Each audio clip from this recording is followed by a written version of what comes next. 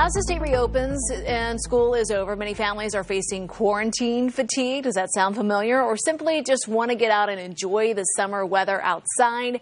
Joining us this morning is Dr. Anyimadu, who is an infectious disease specialist from the Hospital of Central Connecticut, to talk with us about some of the safety measures that we need to be aware of if we choose to venture out. A lot of us choosing to do a little bit more of that as time goes on. And Dr. Anyimadu, first of all, good morning to you. Thanks for being with us. Good morning. Thank you, Shannon, for having me.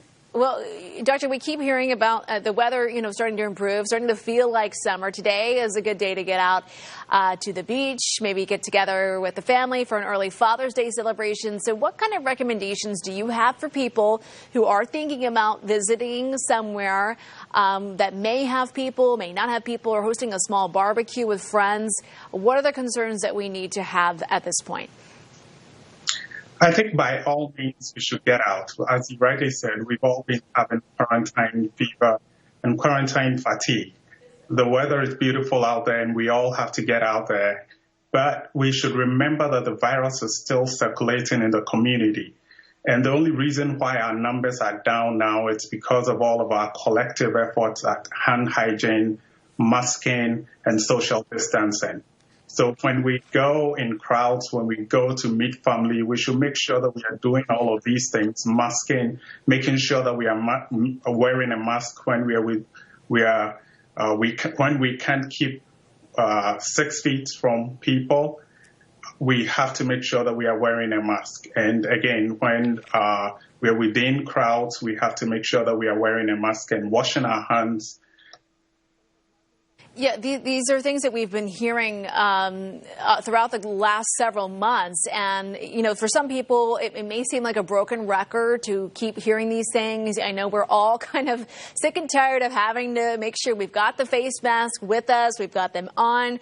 But one thing I want to ask you, as we start to see more businesses reopening, 95% of the state to be exact, there's this moment before people either go into a restaurant or go into a store and they do not have their mask on. So what's kind of the process? Is we start to get out and about, do we still need to be wearing the mask outside as maybe we are heading into a restaurant or heading into a store? What's your recommendation on that? I would say that at this point, we all still need to continue wearing masks. There was a study in the Lancet that showed that if you wear a mask, you actually decrease the transmission of the infection about 6-fold. And I think it's an important way to prevent the transmission of this virus. So if you're going to a shop, you want to make sure that you're wearing a mask because you will be meeting people. And the problem with this virus is that pre-symptomatic people, asymptomatic people, people who don't have any symptoms at all, can transmit the infection.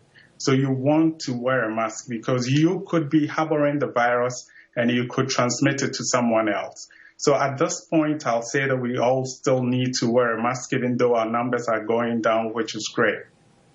Yeah, well, thank you so much for the reminder. And we know we'll get the all clear when the time comes where we do not have to do so. But thank you so much for filling us in on that important reminder. And we know the challenges that the businesses face as well, as far as making sure that people are wearing their masks when they are inside their stores and their shops. Doctor, thank you so much for your time this morning. We really appreciate it. You're very welcome.